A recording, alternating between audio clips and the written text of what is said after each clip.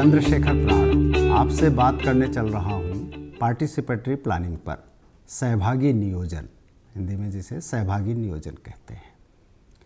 वास्तव में आदमी अपने जीवन में, चाहे वो उसका व्यक्तिगत जीवन हो या पारिवारिक जीवन हो या जो जिम्मेदारियां वो लेता है, कुछ भी करने से पहले एक प्लान बनाता है, एक योजना बनाता है। जब प्लान बना लेता है तो उसको बड़े सिस्टमेटिक ढंग से, बहुत व्यवस्थित तरीके से उसको कर लेता है। इसलिए प्लानिंग का जीवन में बहुत महत्वपूर्ण स्थान है। बिना प्लान के कोई चीज़ें बहुत बेहतर तरीके से हो नहीं पाती। जब हम ग्रामीण विकास की बात कर रहे हैं, पंचायतों के संदर्भ में ये बात की जा रही है, तो ये जो सहभागी नियोजन है बहुत महत्वपूर्ण हो जाता है।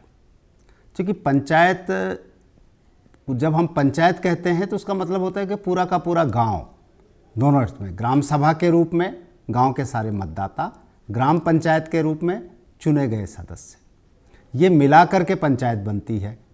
और इतने जब सारे लोगों का समूह एक जगह इकट्ठा होता है और उस गांव के लिए कोई प्लान बनना है, कोई योजना बननी है, तो स्वाभाविक है कि जितने लोग उसमें शामिल हैं, जितने लोगों का हित उससे जुड़ा है, वो सब उस प्लानिंग के हिस्से बने, वो सब उस नियोजन में शामिल हों, तभी जाकर के बेहतर नियोजन हो सकता है। माना यह जाता है कि मान लीजिए कोई एक गांव है और उस गांव के लिए हमें योजना बनानी है, या उस गांव में क्या समस्याएं हैं, आज गांव की आवश्यकता क्या है, वहाँ की परिस्थितियाँ किस तरह की हैं, ये चीज़ें कोई दिल्ली में बैठ कर के या राज्य की राजधानी में बैठकर या इवन जिला मुख्यालय पर भी बैठ कर के उस चीज़ को ठीक से वो आकलन नहीं कर सकता। स्वाभाविक है। एक चीज़ समस्याओं का ही नहीं, वो क्या हमारे पास रिसोर्सेज हैं, क्योंकि कोई भी योजना क्रियान्वित होगी तो उसके लिए संसाधन चाहिए। तो वो संसाधन हमारे पास क्या हैं, बाहर से कुछ संसाधन होते हैं, कुछ संसाधन स्थानीय स्तर पर होते हैं, कुछ संसाधन प्रयास करके जुटाए जा सकते हैं। तो ये जो संसाधनों का आकलन है, जिसे हम दूसरे अर्थों में रिसोर्स मैपिंग भी कहते हैं, संसाधनों का जो आकलन है, उसकी जो मैपिंग की जानी है, वो भी स्थानीय स्तर पर ही बेहतर तरीके से हो सकती है, जो नियोजन का एकदम सबसे इम्पॉर्टेंट होता है। दूसरा ये है कि माना ये गया है दुनिया में, और धीरे धीरे, पहले तो रहा ही है, समाज तो सहभागी समाज रहा है, सामुदायिक समाज रहा है, सब लोग मिलजुल कर ही काम करते रहे हैं, और विशेषकर विकास तो उसी तरीके से होता रहा है इस देश में।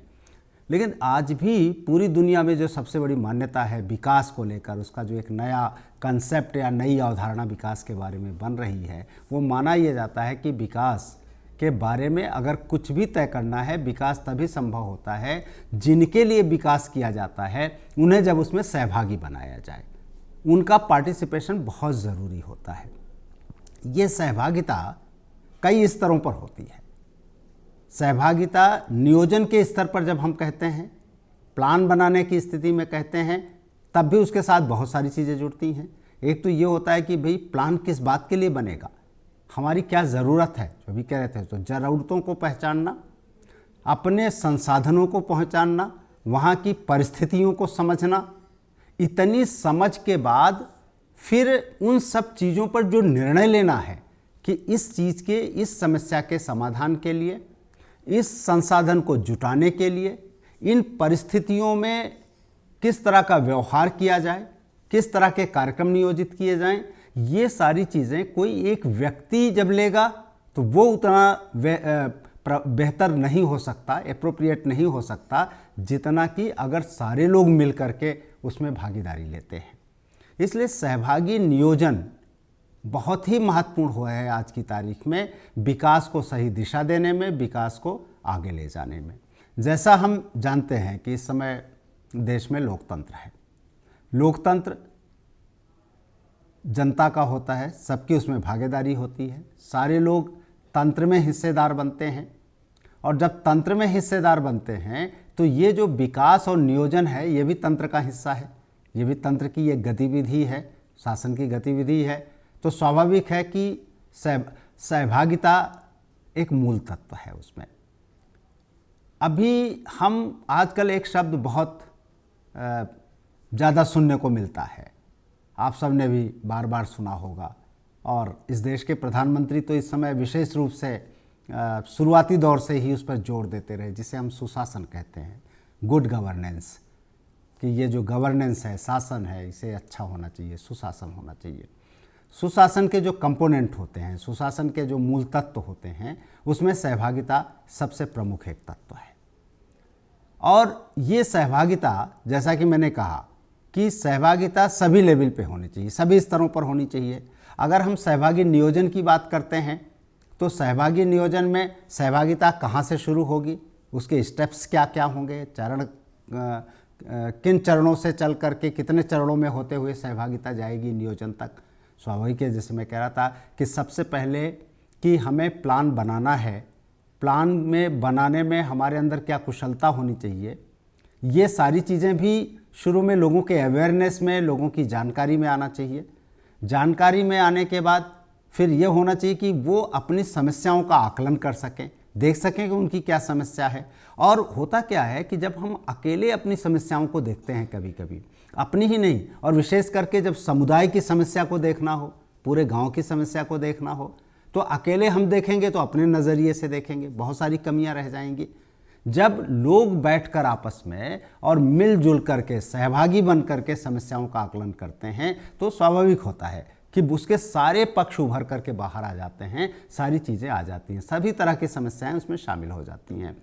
समस्याओं का चिन्हीकरण करना, फिर उनकी प्राथमिकता तय करना। बहुत सारी समस्याएं हैं, रिसोर्सेज सीमित होंगे, उसमें कैसे हम चीज़ पहले करेंगे, हमारी सबसे पहली, चूँकि ये एक प्रोसेस है, डेवलपमेंट भी एक प्रोसेस है, और जब प्रोसेस है तो प्रोसेस में कौन चीज़ पहले होनी चाहिए, कौन चीज़ बाद, उसके सीक्वेंस तय करना बहुत ज़रूरी होता है। ये भी योजना में सीक्वेंस को तय करना, उसकी क्या जिसको हम दूसरे अर्थ में प्राथमिकताएं कहते हैं, पहले क्या करेंगे फिर क्या, क्योंकि प्रोसेस जो है वो सीक्वेंस के साथ होता है।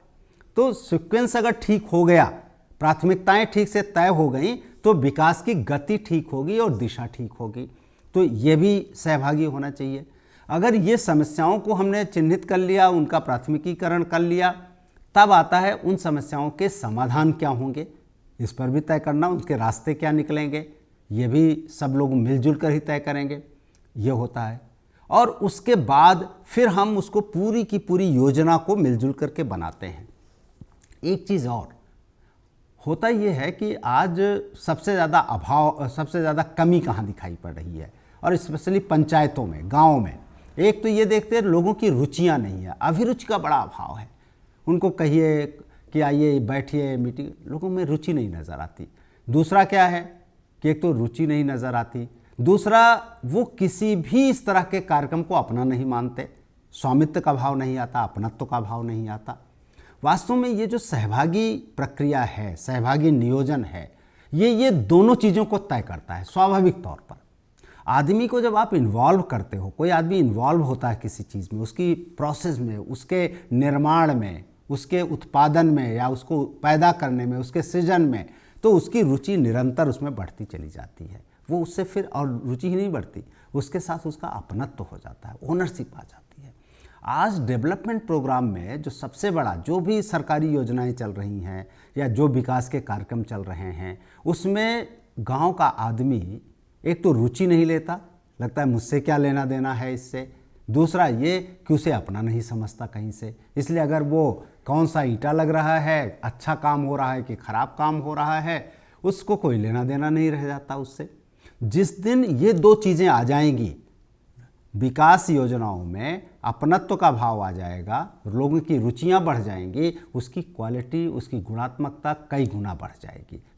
और गुणात्मकता ही नहीं बढ़ेगी, उसका संरक्षण भी बढ़ जाएगा, उसकी लाइफ भी एक तरह से बढ़ जाएगी उस काम की। इसलिए सहभागी नियोजन ये वो पहला चरण है जहाँ से हम इस देश की विकास प्रक्रिया को सही दिशा में ले जा सकते हैं, विकास को पूरी तरह से प्रभावी बना सकते हैं, लोगों के अनुकूल बना सकते हैं उसको। और अंत में इतना ही नहीं होगा, एक नागरिक के रूप में जब वो इस विकास प्रक्रिया का हिस्सा बनेगा, उसके नियोजन का हिस्सा बनेगा, तो स्वाभाविक तौर पर उसके अचेतन मन में या चेतन मन में जाने अनजाने ये आ जाएगा कि हमने इस राष्ट्र के निर्माण में अपनी भूमिका निभाई है, इस देश को आगे ले जाने में हमने निभाया है, तब वो राष्ट्र के प्रति जो प्रेम और समर्पण का भाव पैदा होता है, ये सहभागी नियोजन वो उसके अंदर पैदा कर सकता है।